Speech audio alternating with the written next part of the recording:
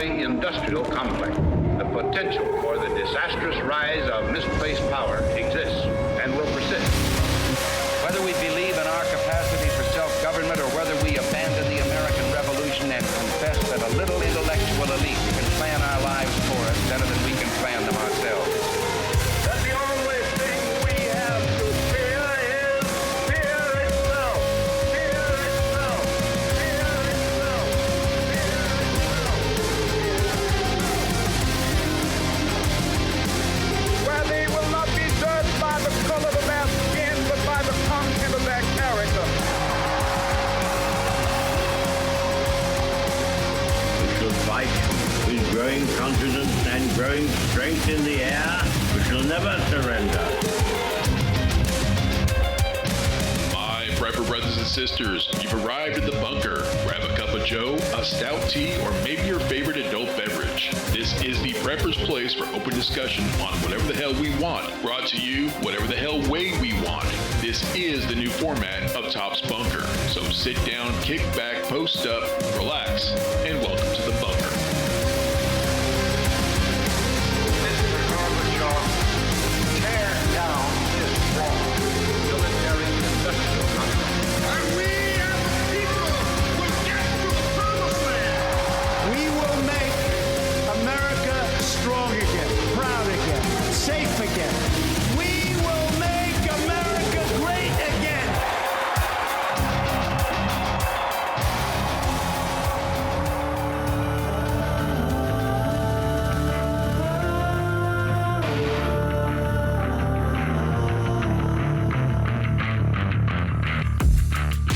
Preppers, survivalists, off-gridders, homesteaders, and the like. Welcome to Top's Bunker, a podcast for preppers. Our email is shtf@topsbunker.com. Our website is topsbunker.com. Don't forget to check the show notes on your podcast player for valuable links and extra info on this episode. I want to thank y'all for joining us. We got a great show for you. Tonight, Jeremy and I will talk about how to successfully sustain a large group of survivors at a Woodland Bug-Out location during an SHTF event. You're thinking, it's easy. Provide shelter, hunt for protein, use your LifeStraw No Worries. And you may be right if it were you and a couple of friends, but that's not what I said. You didn't hear correctly, or you weren't paying attention. I said large group of survivors, because that's the reality of it. Oh, your group may be 4, 6, maybe 8, maybe 10 preppers strong.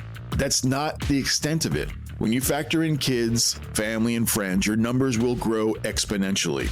You got 4 members in your group, 4 turns into 10, 8 into 18, and 10 group members might as well be 30 or more.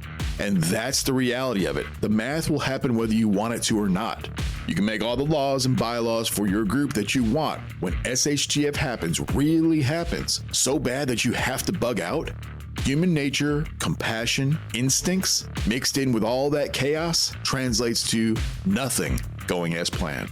So, as preppers, survivalists, as moms and dads, as good neighbors and good friends, we must plan in advance for this chaotic mess of an SHTF bug-out scenario. It just so happens that we have someone here tonight with the experience and training to inform us of the realities of sustaining a large group of people. And when I say experienced, I mean it. Jeremy just got back just a couple of days ago from the woods, where he was on assignment to help train students in the United States Army Special Forces in scenario-based war games. I don't want to say any more about it because I really can't, but I will say this. These soldiers, contractors, operators are the real deal. All those badass men and women you see on movies and TV shows, this is where they become badasses. Bugging out is tough. Sustaining a large group of people in dangerous circumstances is tough. A lot to talk about. Let's get to it.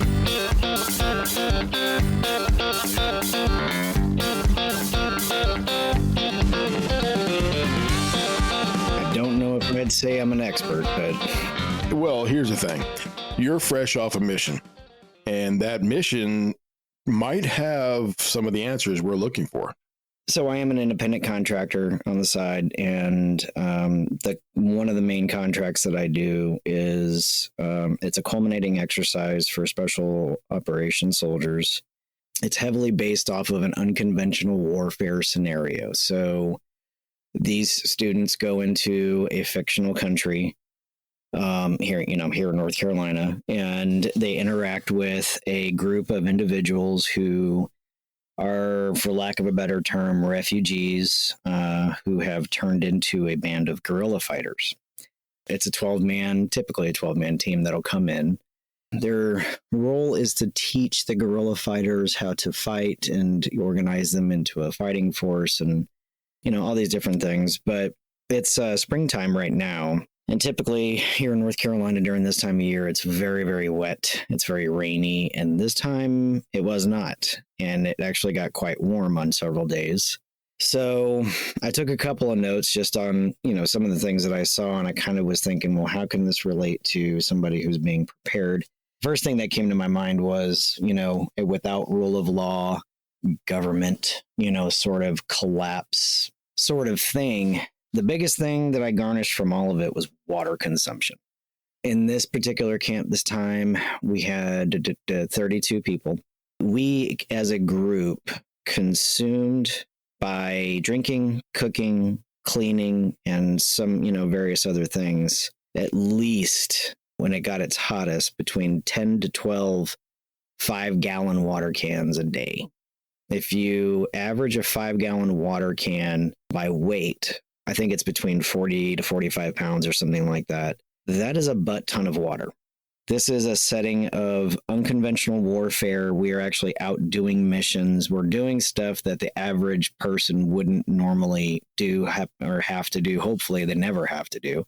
If you factor in a gallon a day of water per person on an average, just a group of people surviving, and we at 32 people, as it got pretty warm and doing fighting and training things, consumed a significant amount more of that. I never really put a lot of thought into it in the past. And as far as in that scenario, I never really paid attention to just how much water we consumed. And it's a lot, and then you start thinking about, how can I store that much water and replenish it as fast as I would need it? That's one of the biggest things. And then to delve in a little bit deeper, of course, I think militarily, because I was military, we have this thing called the principles of a patrol base. And one of those principles is that it has to be near a source of drinkable water. Well, unfortunately, not all water is going to be drinkable when you see it. So what does that include? That also includes gathering, purifying, filtering, and then having that water available for consumption for your group. If you had 32 people like we did and at a moderate amount of work, that's a full-time job. That's that is going down to a river, which there was a river nearby, filling up these containers of, the not clean water, boiling, perhaps running through filters, doing all the different things you need to purify the water, then taking that water, putting it into clean containers day after day after day after day. You would definitely get your steps in and a workout, because you're going to have to lug that water from the water source back up to your camp and, go through the process of cleaning it and all that. That was one of the biggest things that I really paid attention to this last time. And then the food situation. These guys that are coming in are U.S. soldiers. The premise of the camp is that we do have some food. We have rice and beans. Fortunately, this time I was not wanting to eat rice and beans for 3 days straight, so I actually brought some meat that we can include in it. Basically, for the first 2 days until these students got their act together with money and resources, that's what we were eating, is rice and beans. Then they brought in some meat rabbits. We had a couple of days of really good meat rabbit and squirrel stew cooked by our Vietnamese guys. They brought in some. Who's they? So in this scenario, we have an underground. We have an underground network, and that's one of the particular lane that I work on within this contract is very unconventional warfare heavy. So the students have to find, vet, and utilize an underground network to bring in resources to the camp. So our auxiliary drivers, who is part of the underground network, they're just, contractors like me. One guy happens to live right down the road from there, and he has meat rabbits and all types of stuff. So he brought in, let me think, 8 meat rabbits, and he brought in a whole large box of probably about 20 squirrels that he had killed and skinned for us. So we have Montagnards, actual Vietnamese Montagnards, who are part of our camp, and a lot of them, they cook for us. We had, I think, 2 to 3 days of extremely good rabbit and squirrel stew. And then there was other days when the students didn't allocate their funds correctly, and we did not have food at all. And then, you know, sometimes we would eat really well, and it was, you know, it just kind of struck me, you know, a lot of people are like, I'm going to buy this year's worth of freeze dried, whatever. And that kind of stuff, and rice and beans and all that, that's all great. But, you know, after a while, you're like, man, dude, I could really, you know, use some actual meat.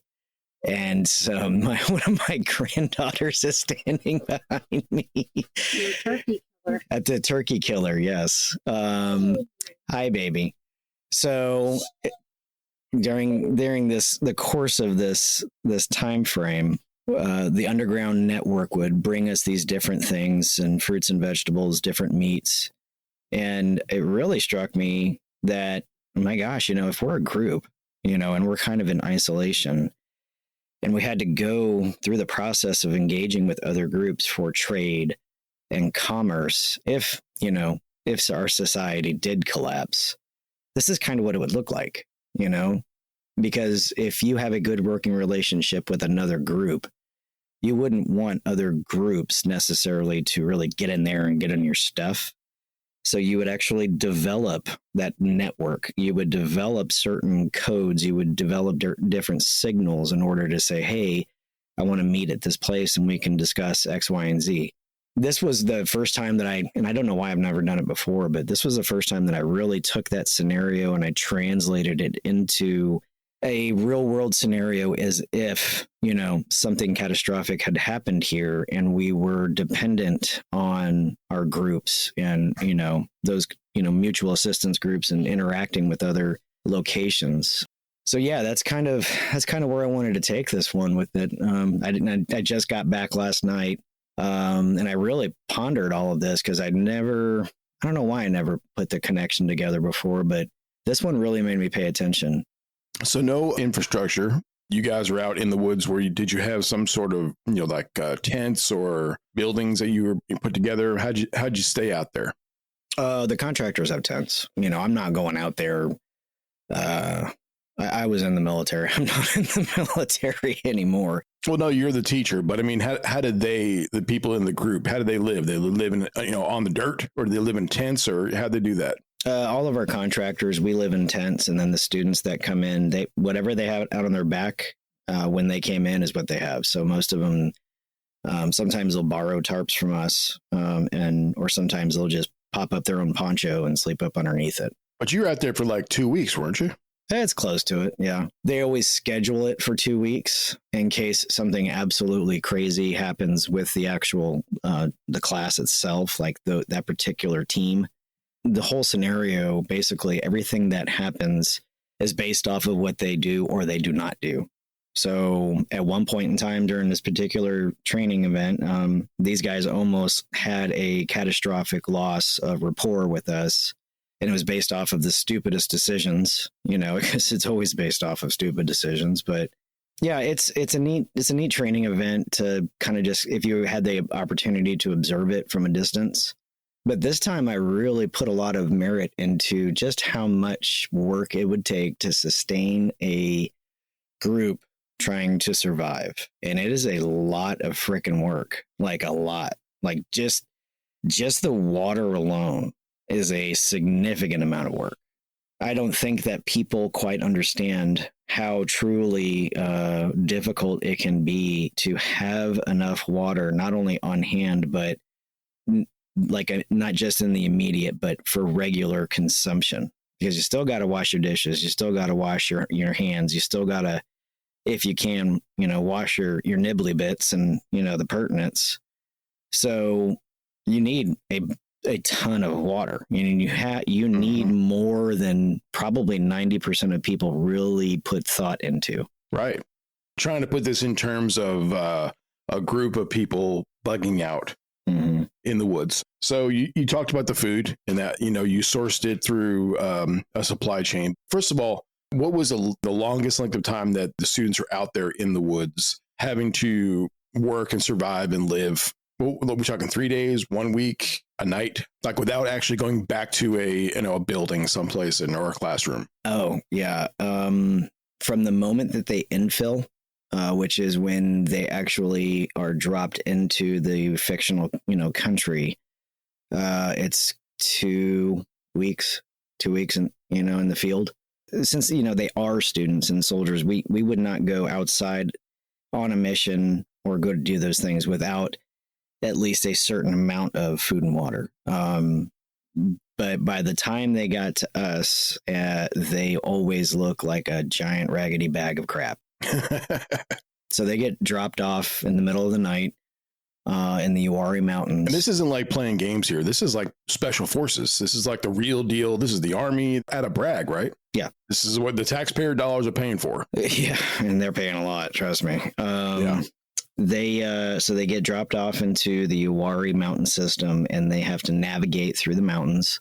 And then they have to avoid, they're trying to, because the people are in the Uwharrie all the time. They're hiking, running, they're canoeing, they're doing all types of things that people do. So they get dropped off in the middle of the night. They have to navigate through the Uwharrie Mountains. They're tired. They've got, I think these guys' packs were averaging 135 pounds each. I think that was the average. Stop right there. So that is pretty comparable to a group of people bugging out. Bugging out meaning the situation has gotten so bad back where they live, as a group, they had to relocate out in the middle of the woods, maybe for a night, maybe for 3 days, maybe for 3 weeks. Yep. You'd be caring about that much anyway. Yeah. Their bags. And again, these guys are used to carrying significant amounts of weight. That's a lot of weight, man. It is. And some of it, unfortunately for them, it's self-inflicted. Bringing more than they need. Well, as students and within this, the special operations community, especially in this scenario, they have the opportunity to preload caches. They have the opportunity to use what we call rat lining, meaning they have these pre-made bundles that are, quote unquote, smuggled into this country that they're going into, and placed in, specific areas as a cache, and they can go retrieve them. They have the opportunity to do so. But a lot of these teams, they always bring a significant amount of batteries for their radio systems and the electronics that they use, because they don't realize or they don't know that there could be an opportunity to recharge those batteries. The camp that we are on, or we utilize, it's actually on someone's private property. It's a farm. It's a cattle farm, and his house and some of his barns are on a different part of the pasture. He's given us permission to, use them, but we don't tell them that those barns are available until they actually start going into their own self-made crisis of, oh crap, I've got to recharge this stuff and I don't have a way to do so. And then they start asking the question, hey, do you know of a source of electricity that we can get to that's close by so we can start recharging our batteries? So then we take them, to a place. It's a pump house that's kind of offset from his actual house, and we sneak them out there clandestinely and do all the things. But that was another consideration. I think that people and even groups romanticize this idea of picking up and I'm just gonna go in the woods and I'm gonna build this community and it's gonna be super great and all this stuff. I think that people have the wrong idea of what that would actually look like. I've been to war-torn countries. I have been to, third world countries where people actually have to do that. And sometimes it's literally the shirt that they have on their back, a potato sack full of a few food items and a baby. And they pick up and they leave their current existence for a different place, hoping to survive. And that's what it would actually look like. Unless you have the mindset and the provisions and the know-how on actually how to do it. Which is why we have this podcast. This is why we talk about this. Yeah. Yeah, it is not Having the gear, having the clothing, having the expertise, the training, the practice, all the time that you have to get into it. Because that one simple thing of being 3 days or a week out in the woods can be either the worst thing you've ever done in your entire life, or it could be somewhat acceptable that you can actually handle it. or it could be the last thing you ever do. I mean, because just the simple act of knowing how to purify, clean, and source the water itself, that's a really, really big deal. Like, well, you talked about that earlier, and I remember watching a program. It was a survival show type of a thing where you get kicked out and all that, and then you win money at the end.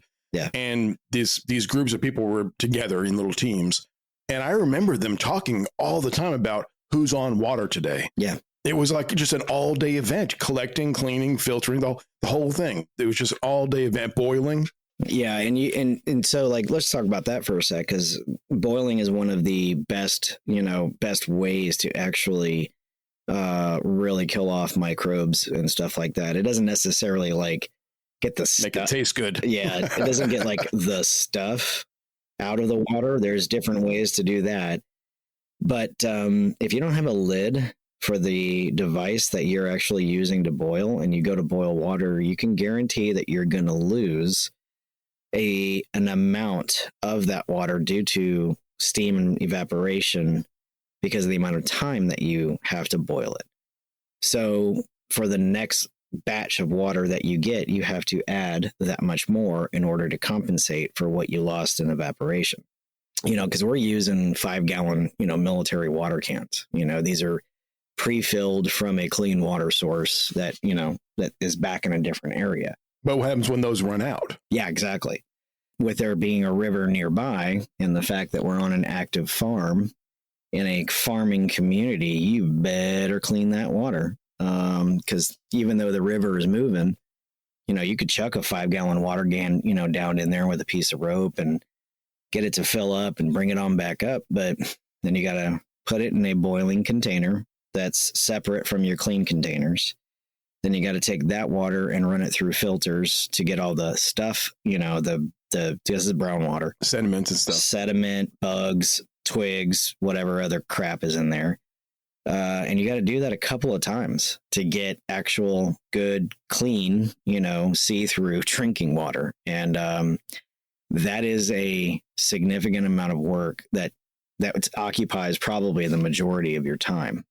And now if you were part of a group, which we always, preach about groups, there would have to be somebody dedicated every single day. And even if you switched it up, they're like that's their job the whole day, of getting, cleaning, purifying water. That would be a full-time gig. And we have all ranges of age and demographic in our camp. Our oldest guy out there is a good friend of mine, former Marine. He's 66. Yeah, 65, 66. Nice. All the way down to early 20s. So we had quite a wide range of, contractors and all that. And that's another thing that I think that a lot of people don't take into consideration. Now, while this particular 65-year-old is the most wiry redneck you'll ever meet, there are some 65-year-olds who do not continuously do work and move. So now you have an individual in your group potentially that needs a lot more assistance or needs a lot more help along the way. And I think that people don't take that into consideration as much. And, food is a lot of people, I think they feel like they're going to starve to death within, 24 to 48 hours. You're not going to starve to death that fast. No, you'll be uncomfortable. You won't like it. You'll be thinking about a big, juicy cheeseburger, but you'll be okay. Yeah. Yeah. I thought about Snickers a lot. That's because I like Snickers. You can sneak a few in your trousers or something. Yeah. Don't think that I didn't have them. I definitely had them with me in my tent. Because we're not allowed to eat, our normal food or drink, or whatever we normally drink, or we can't do that stuff in front of students. Even as a teacher? Yeah. The premise is I wouldn't say teacher. I'm more of a training tool. But in this particular camp, in my role, I am the camp sergeant major. So there's a commander of these guerrilla forces, and then I'm the sergeant major. And in a bug out location type of a situation, you're going to have leaders. You won't be calling each other corporals or that kind of stuff, but you're going to have leaders, and those leaders can't be sitting there eating a juicy steak while everybody else is eating beans. Yeah. So food wise, and I will say, I think I was gone, 10 or 11 days. I lost 12 pounds. Wow. Cause you get used to eating on a schedule of what's provided. So our biggest meal would be dinner at the end of the day. I just figured you guys carried in like a crate of MREs or something. That's what I was thinking. The students have MREs with them, not a crate, but what they can carry. What they can carry, they have a requirement. Here's what you have to have, and then anything they bring along is additional. We call them ATs or OTs. They're students that are awaiting training or out of training, and those are actual soldiers that are put on a tasking to fill in the gaps of contractors. So we have contractors and then students who are, getting ready to go through the same course. And that gives them a great opportunity to observe it, learn from it, see what happens good and what doesn't happen good. They have to have MREs because they are, soldiers. There's a requirement that they have to have them. But in the camp itself, we, quote unquote, depend on the food that we either have on hand or the underground network brings in for us.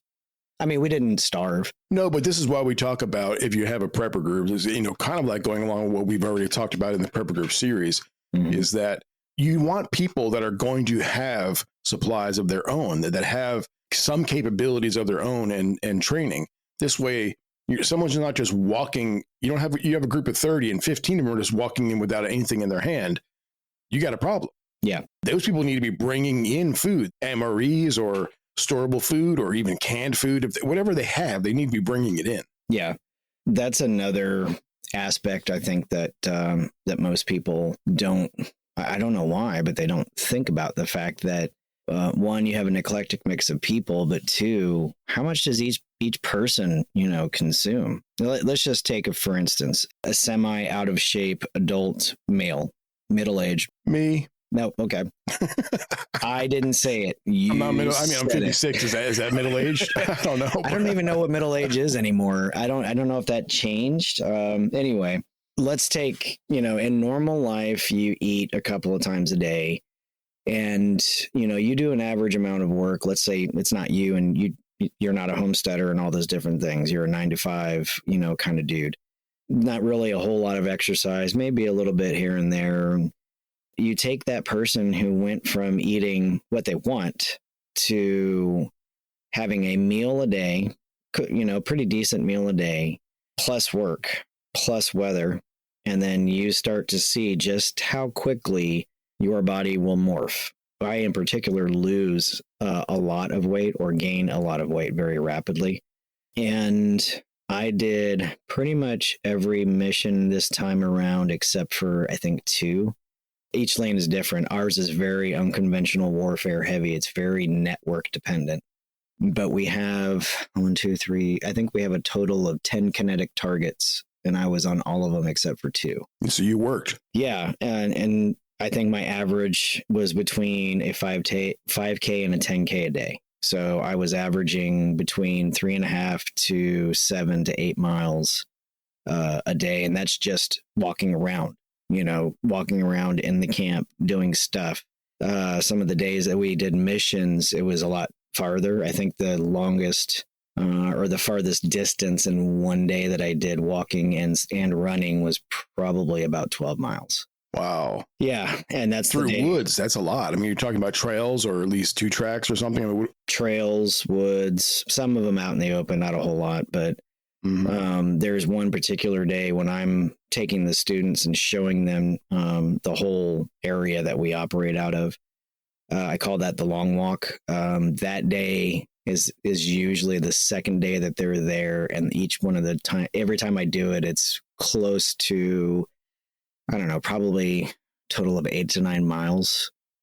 Because you got to take them out one direction, show them all the different stuff, take them back into the camp, drink a little water. Take them out the other direction, show them around, take them back, so it's a lot of walking. Not unlike if you were having a bug out situation in the woods. Mhm. Yeah. You know, and you know what? Even if you were doing a bug out in a house or in some type of a structure during an SHTF, you're still going to have people go out, you know, on runs to go find stuff, collect food, get squirrels, whatever it is, you know, just whatever it is you're doing, go house to house or through the woods hunt. Yeah. You're still going to have people doing that. Yeah. So there is going to be exercise. Now, if you're in the woods, you're going to have a whole lot more exercise because you're going to be building a camp for a bunch of people. And that is hard work. That is no joke. And I will just tell you this, and I keep going back to it 1 second after. Part of the book, it talks about how, you know, the event happened and how quickly wild animals started to disappear, almost to the point of they thought that this particular animal was extinct. Our Montagnards, you know, they're Vietnamese. They were born into this lifestyle. There's not a whole lot of squirrels around our camp after day 2 or 3. I'll just tell you that. I always wondered about that because I've seen it in different types of programs where they say, you know, the deer's all hunted out. The food source, the protein's gone. Yep. You can quickly eliminate entire areas worth of, you know, edible animals very, very quickly if you don't have a plan. Our Montagnards actually, they actively seek out to, you know, shoot down the squirrels. They'll get them, they'll clean them, put them in whatever we're going to eat that night. What is that word you're saying? Montagnard? What is that? The Montagnards. So the Montagnards are Vietnamese people. They have a special operations history going all the way back to when the French were in Vietnam. They assisted the French in trying to stop the communist move from the Viet Cong and the North Vietnamese into the South. They are guerrilla fighters through and through, you know, and this goes back generations. And when the United States was in Vietnam, they assisted, fought with, led, you know, by being scouts and interpreters. And these dudes are legit, like, these dudes are body stackers. We have a guy in our camp. Well, he used to be in our camp, and now he's a different role. That dude, when you meet him, he's the most gentle, calm, kind, you know, just a nice old Vietnamese dude. I think he's in his late 70s, early 80s. That man, as a young man, freaking terrifying. This dude is so legendary that there was a book written, and he's mentioned in the book. He killed a bear with his own hands. This dude is like, his past is terrifying. The number of bodies that he has under his belt. But each one of them all have just this almost, for lack of a better term, heartbreaking story of how they ended up as part of this community. But the Montagnards, they have been brought in and protected and sponsored to come here to the States by the Special Forces community now for a very, very long time. And they have been tied into these scenarios of special operations soldiers since basically they came into conception back in the 50s and 60s. Wow, that's cool. So these are the type of people that you're going to want to look for. Yeah. I'm not saying Vietnamese Montagnards, but in your prepper group, there's people that have been hardened, that have been through a few things. That's really worth, that experience is worth a lot. Yeah. I have seen these dudes lop the head off of a very large snapping turtle, throw the whole thing in a pot, start cooking it, and then take it out, pull the shell apart and pull all the guts out and all that, and then start chopping it up for dinner. It's not delicious. I'm just going to tell you, it's not, it is not my preferred choice of, you know, I don't wake up in the morning and be like, damn, I could really go for some snapping turtle. It is not good. But there's probably some people here in the U.S. and on the bayou and whatnot that, you know, they eat turtle. Yeah, I have no doubt. But each one of those turtles, it seemed to me, had probably 4 to 5 different textures of like within the different parts of the animal. I was holding a live turtle just today when I was crawling across the grass right in front of my shop, and I picked it up, and I was just thinking to myself, wow, I could just put it over a fire, cook it up, and I can eat it. And then I let him go in the woods. Yeah. Let's move on to, I have a question about medical. So was there somebody, or is there a group, or somebody in the group that had medical training? Did you bring medical supplies? Did each one had their own medical supplies? How'd that work? I mean, I'm talking about everything from boo-boos to somebody just sick. Yeah. So the team that came in, they have typically two of them. They're called 18 Deltas. They are Special Forces medics. And the Special Forces medic is quite a feat. The pipeline for Special Forces medics is up to 2 years before they even go to a unit. That's how long they're in training. Wow. Yeah. So these people, they can actually do almost like field surgery. Yes, they can. Yeah. Wow. They have to do clinicals. They have to do ambulance time. They have to do clinic time. They have to do just this slew of things. And that's if they get because you have to go through a selection first. It's called Special Forces Qualification Selection, or SFQC. And then they have a selection course. You have to get selected. And then you have a series of tests and batteries and, different things that determine what job you're going to do within the Special Forces, jobs. We had a guy who his entire Army career prior to going to selection, he was a medic, but he actually wanted to not be a medic anymore. He wanted to do something else. So he was going to be a Special Forces communications sergeant. But the medics that they have are very, very well trained. They have significant amount of gear and medicine and training on how to use all of them. Did you guys have to? Did anybody need medical assistance? In this particular course, there was the common, springtime coughs and sneezes and runny noses and all that. Allergies. Yeah, but I had that, that cut on my arm. I think I showed y'all, but and that wasn't anything. I just washed it and it was already cleaned up. But the scenario dictates that they have to go through several major medical, scenarios. And like the first one that happens, the cadre will, they don't always tell us who it's going to be, but they're going to do a mission and then bang, this dude got shot in the leg, react. They have to go through the stop the bleed. They have to, go through that whole process. And then that continues throughout. Sometimes when a contractor is assessed as a casualty, sometimes they don't come back. They'll actually keep them out of the scenario, tucked away, and they'll go do something else for the whole time. Because if that medical scenario doesn't go well, they will remove just yet another person, and they'll remove another person, and you don't get them back. And when they, and that's reality. If you don't stop the bleed, if you don't do a good job, if you don't do certain things, guess what? People die. And that concept of removing a contractor away from the fight, and it gets them to realize, oh crap, I messed up.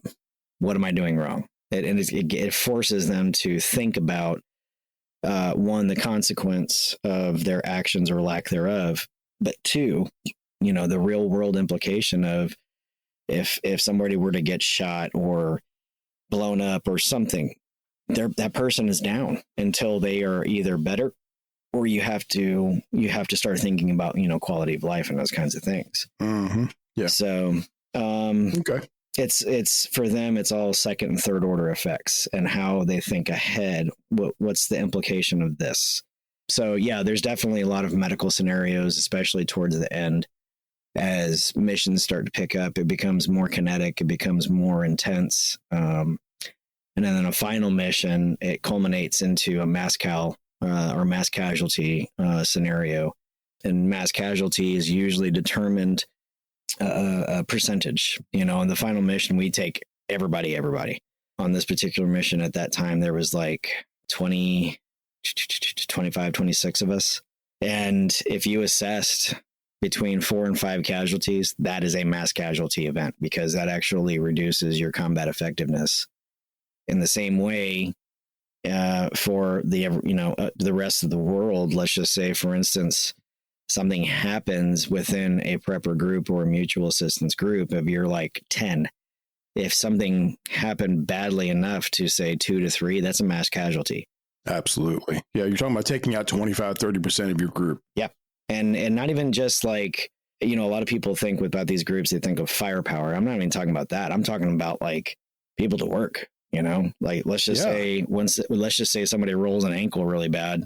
That's going to take them out. What are they going to be able to do to, to help? You have to tend to them. You have to, treat this thing. Yep. Because if not, or get sick, the flu or the cold or something. I mean, all those things will take them out of commission. Yeah. I mean, the human body is an amazing thing, but we are so fragile. We're so much more fragile than we really take into account. Now, what about another thing for a prepper group on a bug out location situation? Security would be something. Was that something that you guys had to worry about or put into your scenario? Was like security on watch or whatever? Yep. Yeah, we had guard 24/7. People would rotate out, of course. Now, mind you, this is a war scenario, so we have machine guns and we have, weapons. We have all those things, but security is a major issue for the students. They have to build a defense plan. Excuse me. They have to build a defense plan. They have to, push out, and in the military, we call it black and gold. If we had to leave the spot where we're at now, and this is exactly what a bug out is. If we had to leave, and you just think of black and gold as left and right, or two different directions. So let's say east was black and west was gold. You find a predetermined place to go to in the immediate, but you also have to think what's beyond. So they have to set up a defense perimeter. They have to set up a plan on how to actually secure the area. And usually theirs includes machine gun positions, claymore mines, explosives, that kind of stuff, which they do have to set up. They're not, real, they're inert, but they actually have to go through the process of setting all these things up. So they have explosives that will take down trees and create blocking positions. They have claymore mines to take out as many enemy as possible when they blow it up, which are you going to have in the rest of the world? No, but they are home. You can make them homemade. If it's gotten so bad wherever you were that you had to bug out, you can rest assured there are going to be other people bugging out in those woods as well. Yeah. You're going to have some sort of security, and those people might become, allies to you and have sort of a network going on, but you're still going to need to have security in your camp. Mm-hmm. You got kids there, you got people there, you got weapons there, you've got food and supplies. You've got to be able to secure it. I think this is probably another thing that a lot of people don't take into enough consideration is what it takes to defend your stuff. Because a lot of people put a lot of merit into their things. And if you want to protect those things, you got to think about how to, what are you willing to do? What are you willing to do to protect your family and what you have worked to accomplish? Your place. In that one show I was telling you about where they've got these teams that are, whoever lasts the longest in the team wins. The team wins. When this team would go out and let's say go fishing, they wouldn't leave somebody back at camp, and another team snuck into their camp, took their tarps, took their all of their stuff that they boil their water in, and that team was done. Within a day or two, they were done. They were checked out. That's going to happen. That's all it took was a couple of tarps and a couple of pots, and they were done. Yeah, that is absolutely what will happen in the real world. There are people out there who would see this kind of scenario, this kind of situation as a gold mine. We have lowlifes out there. They're willing to do terrible things to other individuals and take their stuff. So security is a real deal. It's a huge thing. I think probably more so than enough people think about. It's a pretty big deal. What about waste removal? Nobody ever talks about that. I mean, now in your situation, I'm going to assume they brought porta potties out there. No, absolutely. So you guys had to deal with that yourself? Yeah. And food trash and all types of stuff. Anything, not just bodily fluids, but anything you were going to throw away. Yeah. So we have a slit trench. And the slit trench that we have dug in the very beginning, we intentionally don't do it right. And we actually have, like you'll see them in like nursing homes and people who are elderly. They have it's a toilet seat that's basically like a walker.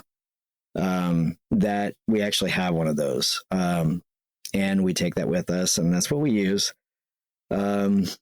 And when, the students get in, and the medics are actually responsible for making sure that slit trench is dug correctly.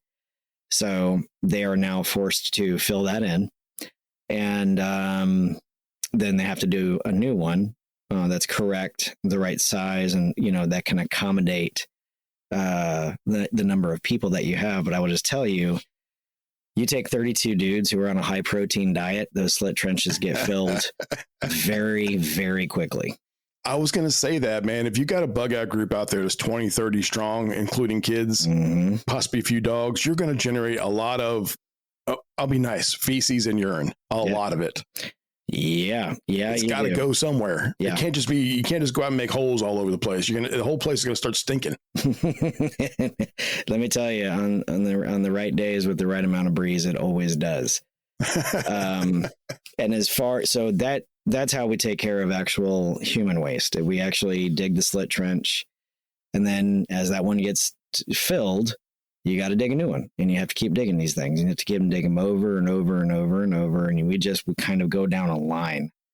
And then, in 3 months, when we do this again, we have to remember, was that here or is that there? Where did we do this last time? Oh no. This one particular hillside, there is a unknown, probably undesirable to know amount of human crap on that hill. It's pretty significant. And as far as animal matter, I told you that we had the meat rabbits. They got to be skinned. They got to be cleaned. Yeah. Which, we would take that. Gut piles and all that stuff. I will say this, though. You really do have to pay attention to how close those gut piles are, how deep you dig that particular hole. And the reason I say that is, and you also have to have it away from a source of water, because that stuff stinks so bad. It is unbelievably bad. But with that stink, it creates a problem, because then you have predators. So at night, it is not uncommon for you to hear coyotes, literally coyotes and raccoons and whatever else that eats animal matter, going through our tents and going through our camp, trying to be quiet, but they're not. I've had coyotes sniffing on my tent before. I've had raccoons, like staring at me while I'm taking a piss at night. I can see them. Don't corner either one of them. They'll bite you. Oh yeah. So you can hear it. It's there, and we know what they're after. So we try to keep that gut pile away. The good thing is that it is on an active cattle farm. And cattle die and that kind of thing. So he has to dispose of those himself. It's pretty interesting what he does. He just literally loads them onto a front loader and dumps them in the woods. So is that right? Yeah. That's what a lot of farmers do. I thought they put them in a hole, but no. All right. Yeah. No. And then you do that, and it actually will keep those predatory animals engaged with that and keep them hopefully away from, their live animals. Mm-hmm. But yeah, you've got to get rid of the poop, and you got to get rid of the guts. And fortunately, within our scenario, we had several contractors that they said, hey, you're dead. Now you have to figure out a way to get rid of human remains. And it will happen, in the real world. That's a real thing. So you got to come up with a way to dispose of human remains, hopefully in a dignified manner. But you got to really get those things far, far away from your living situation. And you have to go deep, like really deep, minimum of 6 feet. And that's a lot of digging. It's a lot of digging, and it's not a one person job to dig down 6 feet. It just isn't. Yeah. So we had shallow graves not going to work. They'll get dug up real quick. Yeah, they will. We actually had that happen within our scenario. I think overall they killed off 1, 2, 3, 4 contractors because of everything that happens or doesn't happen is based off of the decision-making process of the students. So yeah, it's a real thing, man. And this particular time, I really paid attention to all the implications to what it would be like in a prepper group, you know, surviving in a situation out there in the world. Because the thing that we do, you know, for these students has happened hundreds of thousands of times in other countries, you know, for a very, very long time. And one of the other things is, and I think I'll finish up with this, and this is the without rule of law thought. You know, so we're a group of insurgents in this scenario, and we are fighting against an oppressive government regime, right? Kind of like the last administration, but in a scenario. So the U.S. soldiers, they come in and they do these things. Well, they time warp you, and you go forward 30 days at a time every few days. And they have a promise that they've made to us, right, to pay us. And in this particular instance, because of some decision-making process, they had to pay a significant amount of money to a corrupt cop who had they actually took 3 of their soldiers away. So they had to pay to get them back within a black market. Oh, man. So myself and the guy who plays the role of the commander, we told them we will give up our pay and to ensure that these guys get paid. But now you have a debt. So the next time that we flash forward in time another 30 days, they're supposed to pay us again, but they already owe us. And now they're almost out of money. So when we're conducting the after actions review, and we're doing in it because it's quite lengthy, the after actions. One of the things that came up is if you make promises to a group of individuals that you may not be able to back up, you might have just created an insurgency of the insurgents that you fought side by side with. Mm-hmm. Because if you create a group of soldiers who now know how to fight and have stuff and guns and training, but you didn't take care of them as you promised, guess what you just did? You just took a bunch of insurgents and you created another insurgency. And then they're like, oh, damn. Yeah, we actually just did that, didn't we?